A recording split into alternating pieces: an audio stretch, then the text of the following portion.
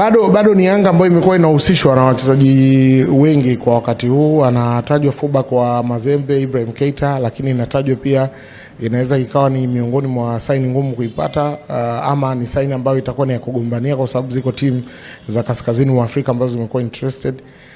Kwa sababu taarifa zilizopo ni kwamba Yao Kwasi huenda akawa anaondoka kwenye kikosi, hasa baada ya kuspend muda mwingi akiwa kwenye majeraha, na ni Yanga ambao wanataka fullback mwingine wa kimataifa ambaye anaweza kwenda kuingia kwenye timu na kutoa nasema hiyo challenge kwa Israel Mwenda ambaye yupo na anaonekana yuko kwenye ubora. Lakini story nyingine kubwa inamhusu mlinda mlango wa JKT Yakub Suleiman ambaye amekuwa na mwendelezo mzuri ama amekuwa na kiwango bora msimu huu. Inatajwa Club Young Africans ni miongoni mwa vilabu ambavyo vimemapproach, na ziko taarifa kuwa kuna departure ya mlinda mlango wao kimataifa Djigui Diarra, na wanataka replacement ya either mlinda mlango wa ndani wa daraja la juu, ama wanaweza wakaenda tena kufanya sign ya mlinda mlango wa kimataifa. Kwa hiyo unaona ni dirisha ambalo linaonekana kuchangamka hata kabla ya dirisha kufungwa, kwa sababu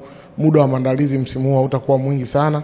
CHAN inakuja hapo mbele, kuna mashindano ya vilabu ya dunia yanakuja, kwa hiyo ratiba zinaonekana zitakuwa tight na vilabu vinavipambana kwa maana mmoja au nyingine kuweza kumaliza hizi dili za usajili mapema na kwa wakati.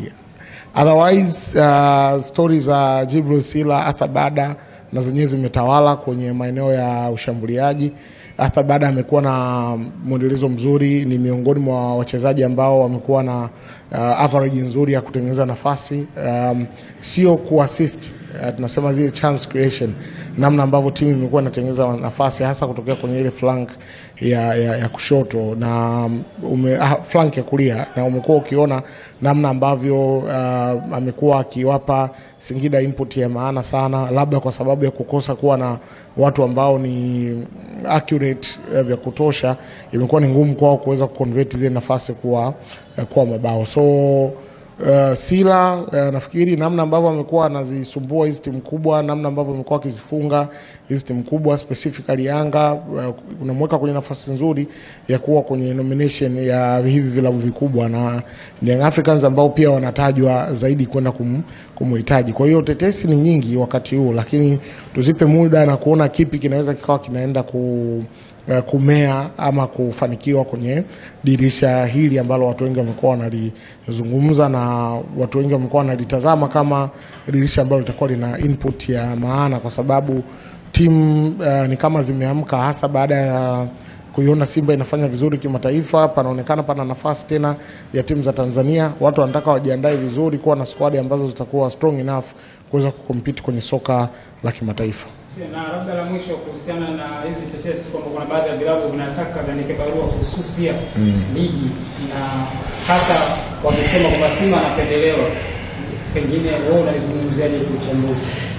I don't know ni wazo ambalo linatoka wapi, lakini naweza nikasema ni miongoni mwa mawazo ya kipuuzi nimewahi kuyasikia kutoka kwenye mamlaka za mpira wetu, yani kwa maana ya vilabu. Kama ni kweli hili wazo wako nalo, basi naweza likawa ni wazo la kijinga zaidi kuwahi kulisikia, kwa sababu kusite out timu moja inapendelewa kwenye ligi yetu utakuwa unakosea. Makosa ya waamuzi yanafanyika hata kwenye mechi za hizi timu za madaraja ya chini. Juzi tu tumetoka kushuhudia mechi za under 20 na unaona kulikuwa kuna makosa yanafanyika, zinatoka penalty ambazo hazikustahili kwa penalty, zinatoka kadi ambazo hazikustahili kwa kadi, sijui unanielewa, zinafanywa ama zinaamuliwa offside ambazo hazikustahili kwa offside. Kwa hiyo hakuna timu moja kwenye ligi yetu ambayo inapata upendeleo zaidi.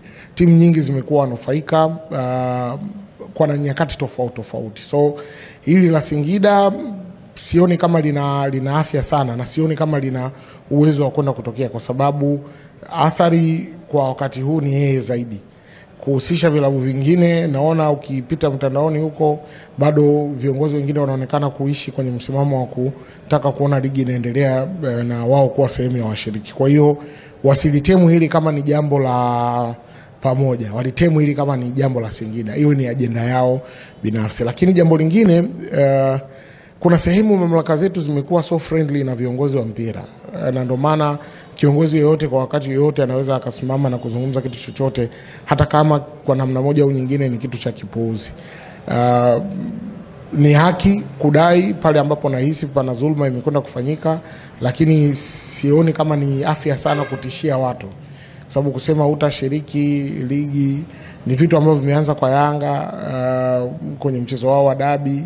Wanaweza wakawa wana nguvu ama wana sababu za msingi, lakini unaona it's a cancer ambayo ina affect sasa maeneo yote. Vilabu vingine leo wameibuka, kesho watabiuka championship, kesho first league, hatoko tuna mpira. Kwa hiyo viongozi wa mpira wanapaswa kusimamia sheria na kutoa adhabu stahiki pale ambapo kuna watu kutoka familia ya mpira wa miguu ambao wanaonekana kuwa ni sehemu ya kutengeneza taharuki ama uchochezi.